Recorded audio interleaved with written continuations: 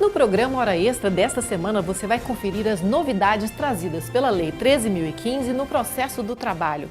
Confira também os encantos da arte francesa em 3D, com a artista e advogada Yara Leal. E no bloco de entrevistas, a advogada Carla Carneiro fala sobre o alcoolismo no ambiente de trabalho. Aguardamos você!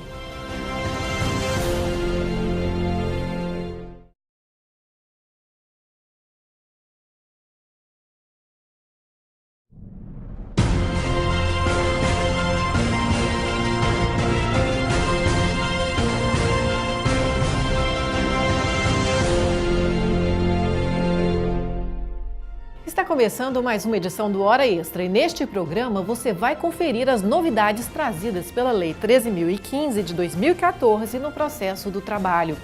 A advogada e artista Yara Leal fala sobre os encantos da arte francesa em 3D. E no bloco de entrevistas, a advogada Carla Carneiro fala sobre o alcoolismo no ambiente de trabalho e os avanços do projeto de lei que tramita no Senado sobre o assunto. O Hora Extra está começando agora.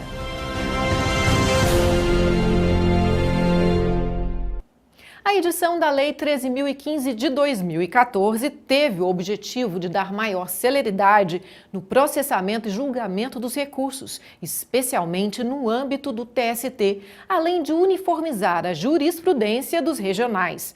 O presidente do TRT da 23ª Região, desembargador Edson Bueno, falou sobre o assunto. A grande reclamação de quem aciona a justiça é a demora na tramitação do processo até ser transitado em julgado, ou seja, quando não cabe mais recurso. Até a sentença final, o jurisdicionado pode esperar um bom tempo. Mas a Lei 13.015, de 21 de julho de 2014, pretende agilizar os processos que estão nas varas de trabalho, principalmente durante a fase de recursos, que costuma ser bem demorada. O TST quer acabar com as divergências jurisprudenciais entre os tribunais regionais. Isso acontece, por exemplo, quando duas pessoas reclamam os mesmos direitos trabalhistas, mas uma ganha e outra perde a ação. A explicação é que cada juiz entende o caso de uma forma diferente, mas isso agora deve mudar. A lei entrou em vigor em setembro de 2014 e altera os artigos 894, 896, 897-A e 899-D da CLT. O desembargador Edson Bueno, do TRT do Mato Grosso, explica que a norma é um avanço para a legislação trabalhista. O objetivo é uniformizar a jurisprudência, ou seja, os TRTs vão ter que editar súmulas para evitar as diferentes interpretações dos magistrados. As turmas, os próprios magistrados podem dizer, eu individualmente, lendo a doutrina, a jurisprudência, fazendo análise, compreendo assim. Entretanto, o tribunal já julgou essa matéria de forma diferente, eu abro mão do meu convencimento pessoal para aderir a um entendimento global do tribunal.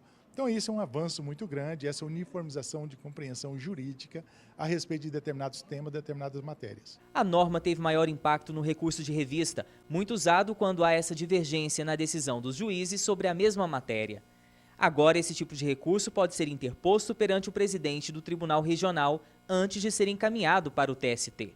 É uma lei que busca encurtar tempo, fazendo com que aqueles processos em matéria repetitiva haja uma seleção e aí dos tribunais regionais de trabalho sobrestam ou congelam todos os processos, eles deixam esperando os processos lá, até o julgamento daqueles que foram selecionados de matérias repetitivas.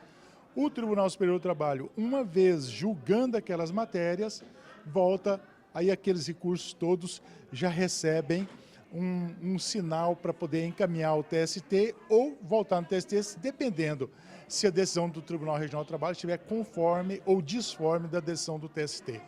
Então houve um avanço muito grande no sentido de reduzir tempo, mas de outro lado, para nós nos Tribunais Regionais do Trabalho, são presidentes de tribunais, para nós trouxe um grau de dificuldade maior que nós temos agora de analisar a essência do recurso, não só aqueles requisitos formais, mas a análise material. Então nós temos que ler, fazer uma comparação, apreciar tudo agora para denegar. Para esse advogado especialista em direito do trabalho, a lei é um mecanismo encontrado pelo TST para dificultar o uso de recursos de revista e diminuir o número de processos que chegam ao tribunal. O advogado ele não vai ter mais aquela facilidade de entrar com recurso por divergência jurisprudencial.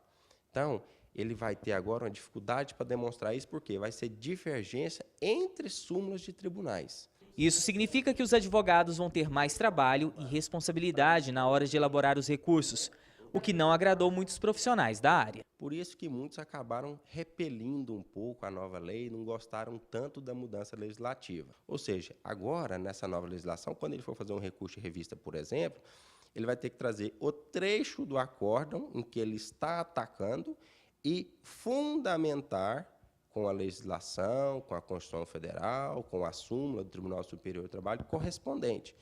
A mera argumentação não vai ser aceita pelo Tribunal Superior do Trabalho, tendo em vista que na nova sistemática ele tem que apontar ou então pré-questionar a matéria em fase de embargos junto ao tribunal para que essa matéria esteja clara, límpida na hora de discutir. Senão, o recurso não vai ser conhecido. A advogada e artista plástica Yara Leal consegue conciliar as duas atividades com graça e zelo.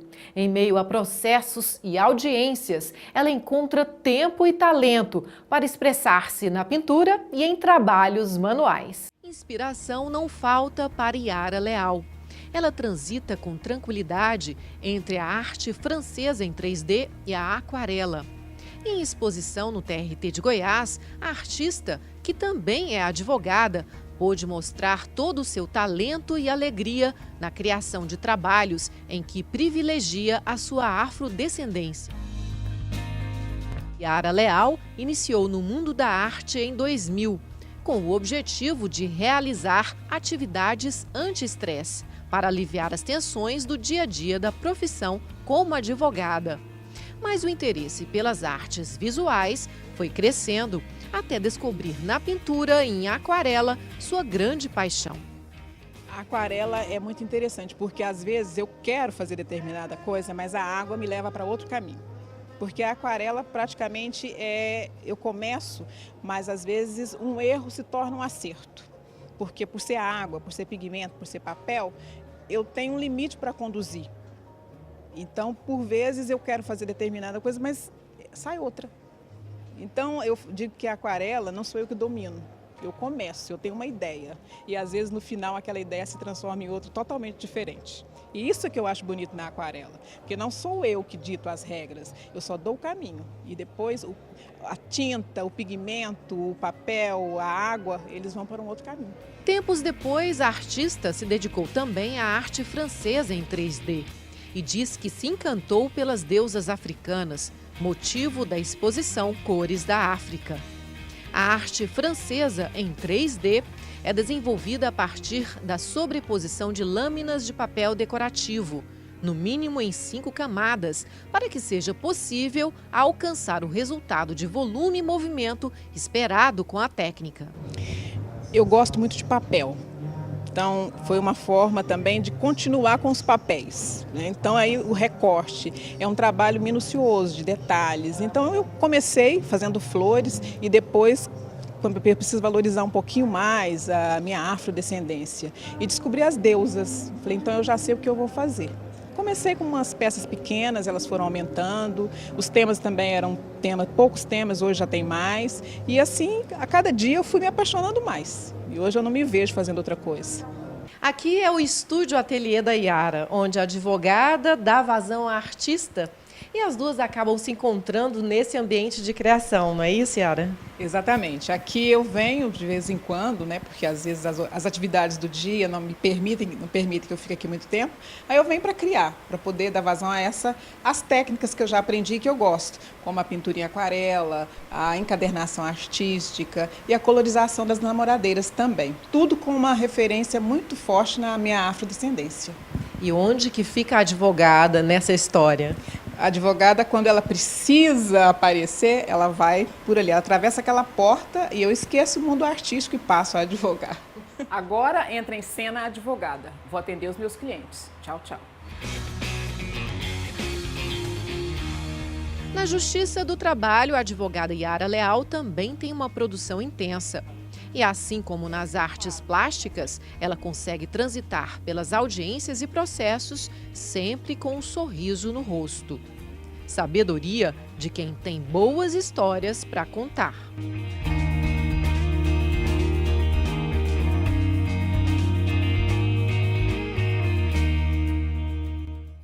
No próximo bloco, vamos conversar com a advogada Carla Carneiro, que fala sobre o alcoolismo no ambiente de trabalho e os avanços do projeto de lei que tramita no Senado sobre o assunto. Voltamos em instantes.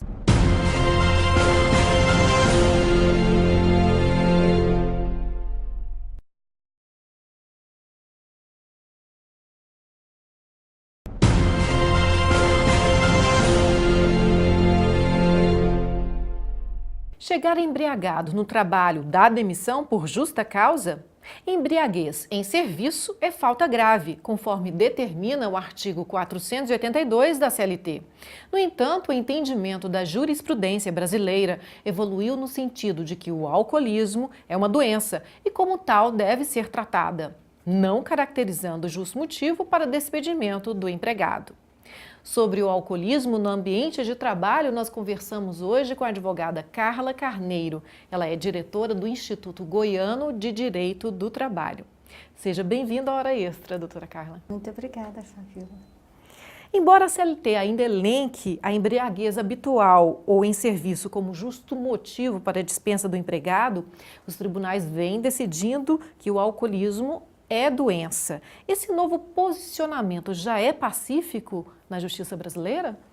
Sim, Fabiola, inclusive com a aprovação do próprio Tribunal Superior do Trabalho, né, cujo entendimento é de que, uma vez que a Organização Mundial de Saúde reconheceu o alcoolismo crônico como doença, não há por que se falar em dispensa por justa causa do trabalhador encontrado nessas condições.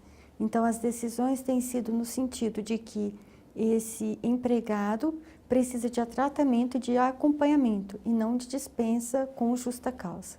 Isso já é pacífico em todos os regionais trabalhistas? Sim, e geralmente as decisões são no sentido de que determinar a reintegração, né, e um possível afastamento para tratamento e com recebimento de benefício previdenciário.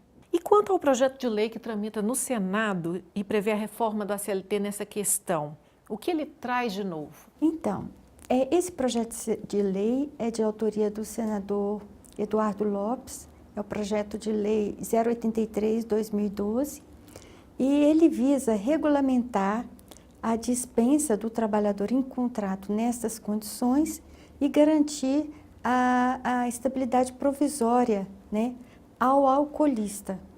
De que forma? Ele extingue a possibilidade de dispensa por justa causa da embriaguez habitual, né, prevalecendo somente a embriaguez no serviço.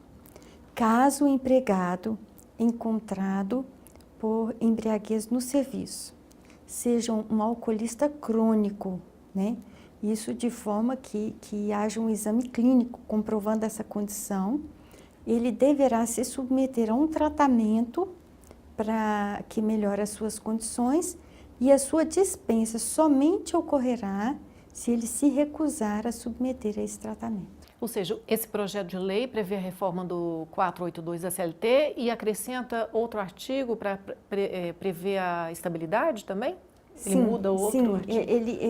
Ele retira a possibilidade da dispensa por justa causa da embriaguez habitual, acrescenta a estabilidade provisória, a garantia provisória de emprego, né, e pressupõe essa condição. O projeto do senador Eduardo Lopes também abrange o servidor público? Sim, ele propõe uma alteração no Estatuto do Servidor Público, né, especificamente no artigo 112, para dizer que o alcoolista crônico, que seja servidor, também só poderá ser dispensado se se recusar a submeter a um tratamento. E com as alterações, se o empregado se embriagar eventualmente no trabalho, ele poderá ser dispensado por justa causa, não ficando caracterizada a doença? Isso no caso, né, de uma embriaguez eventual? Sim. Se a embriaguez, se a pessoa não é portadora, né, não é um alcoolista crônico, e se embriagar no serviço, ele poderá ser mandado embora por justa causa. É o que prevê o projeto de lei. Qual a diferença entre a embriaguez patológica e a embriaguez crônica? Ambas afetam o ambiente de trabalho? A embriaguez patológica, é aquela que decorre de uma pessoa que seja sensível aos efeitos do álcool.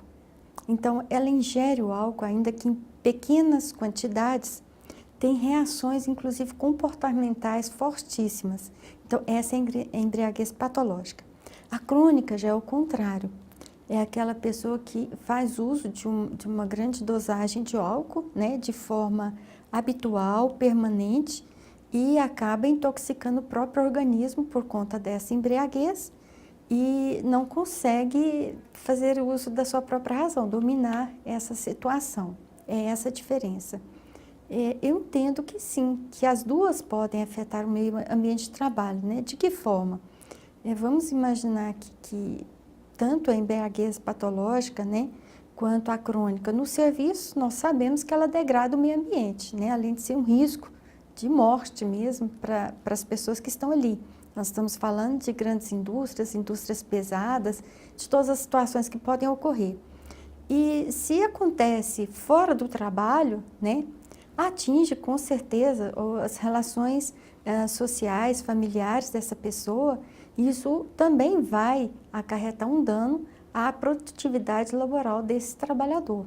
Então, o que a gente percebe dentro da doutrina é que a recomendação é que a abstinência, tanto para a patológica quanto a crônica, é o melhor. E no caso, as duas são consideradas doenças, né? O trabalhador, nos dois casos, é considerado doente. Sim, nos dois casos ele é considerado doente. Agora, é interessante a sua pergunta, Fabíola, porque o que se prevê no projeto é o alcoolista, que seria, por exemplo, a embriaguez crônica e habitual, né? E não a patológica. Mas do que eu pude também estudar com relação à embriaguez patológica, a gente percebe que essa pessoa dificilmente vai se tornar um alcoolista, porque o álcool faz muito mal para ela é muito sensível, né? E as reações que tem são terríveis, então dificilmente vai se enquadrar nisso aí. Ok. Nós vamos para um rápido intervalo e voltamos já. Hoje conversamos com a advogada Carla Carneiro sobre os efeitos do alcoolismo no ambiente de trabalho.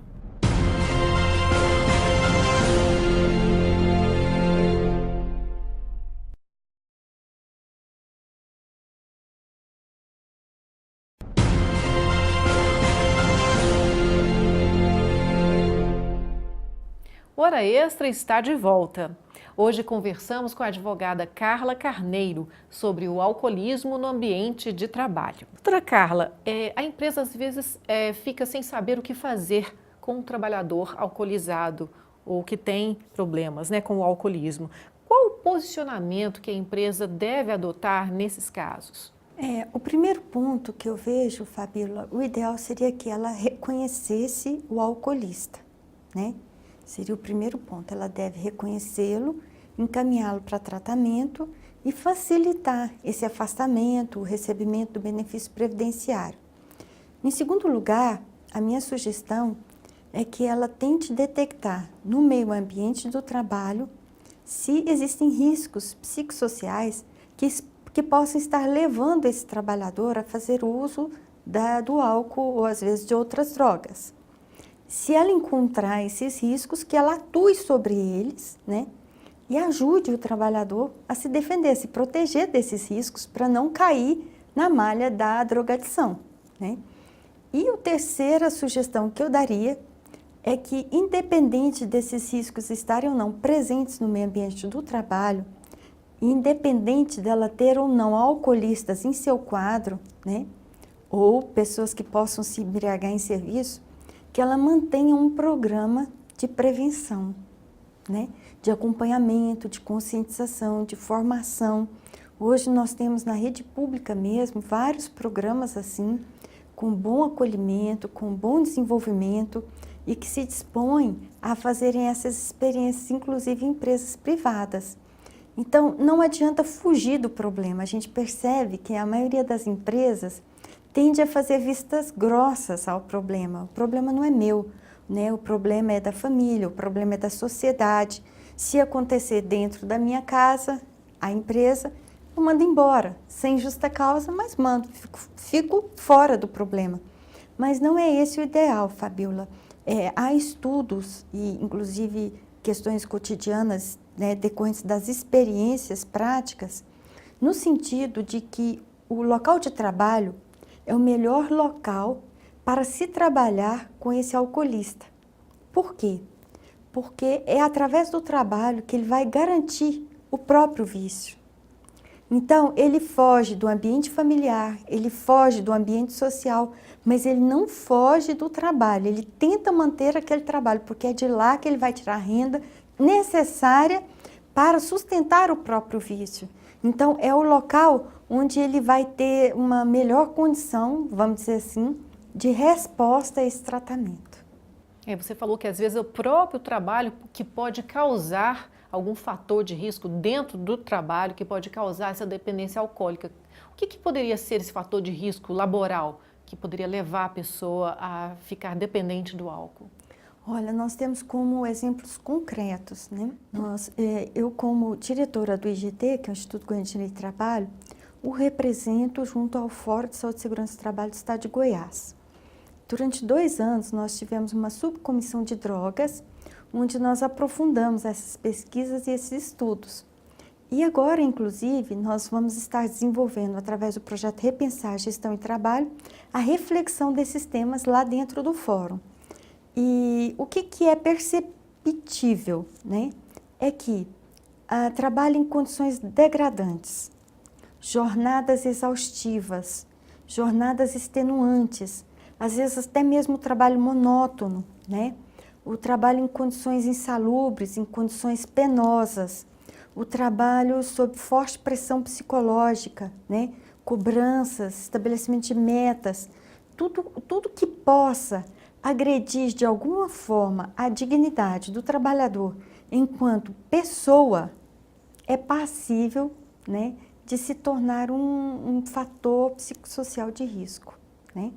Agora, como exemplo, nós poderíamos citar trabalhadores que recolhem lixos.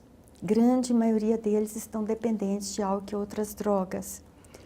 Trabalhadores que entram em lavouras de cana para corte manual recém-queimadas.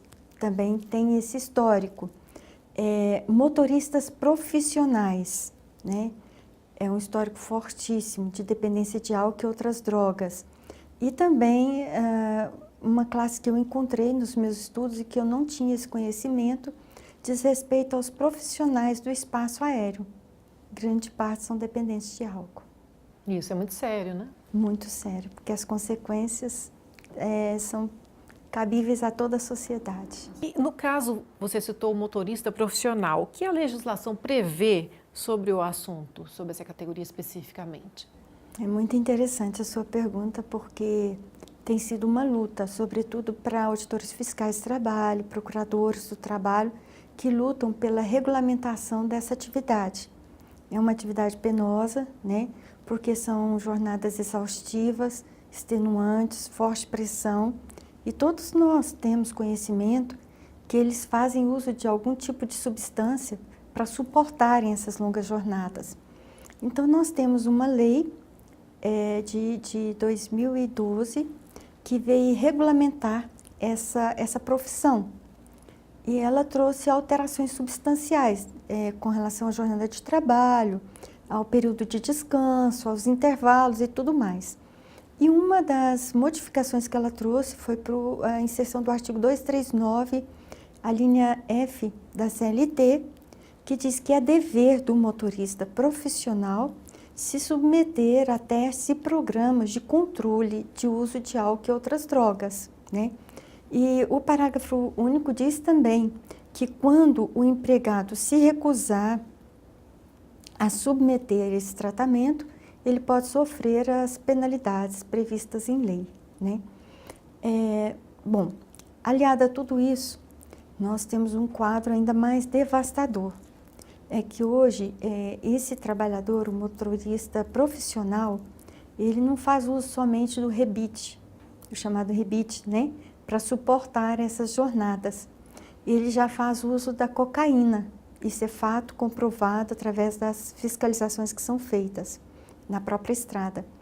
E o que é pior, esse trabalhador hoje, ele está sendo utilizado, né, para expandir o tráfico de drogas no país, né? A questão da capilaridade da atividade que permite que eles, né, atravessem toda a malha rodoviária do país em muito pouco tempo, né, tem feito com que eles sejam usados, né, não só para transportar as drogas, como também para se tornar traficantes de drogas. Uma última resolução que foi tomada visando combater esse tipo de atividade é uma resolução do CONTRAN, que determina que para os motoristas, né, de carteira profissional tipo CDIE, que visem se habilitar ou renovar as suas carteiras, né, habilitações, deverão se submeter a um exame toxicológico, né, que é aquele exame do fio do cabelo, que tem condições de perceber se a pessoa fez uso de álcool, de drogas nos últimos 90 dias. Enfim, é uma luta, né? É uma luta, nós sabemos que não é uma luta fácil, porque a gente percebe que por trás disso tem todo um sistema maior, né, de comercialização de drogas que são consideradas ilícitas, né? E isso é facilmente perceptível, mesmo me recordo aqui agora, de lavouras que não têm fatores psicossociais de risco, mas que já foram encontrados fugitivos da lei, né? E que estavam ali, né, se empregaram com o objetivo único de disseminar a droga, né? Então, a gente percebe que nós estamos aqui discutindo sobre a questão do alcoolismo, mas o problema já é muito mais avançado do que isso. Obrigada, doutora Carla, pela entrevista e pelos importantes esclarecimentos sobre o alcoolismo no ambiente de trabalho. Eu é que agradeço, Fabiola. Muito obrigada. Hora Extra fica por aqui. Obrigada por sua atenção e até a próxima semana. Você pode acompanhar mais notícias sobre o TRT de Goiás pelo Facebook e pelo Twitter. Até lá!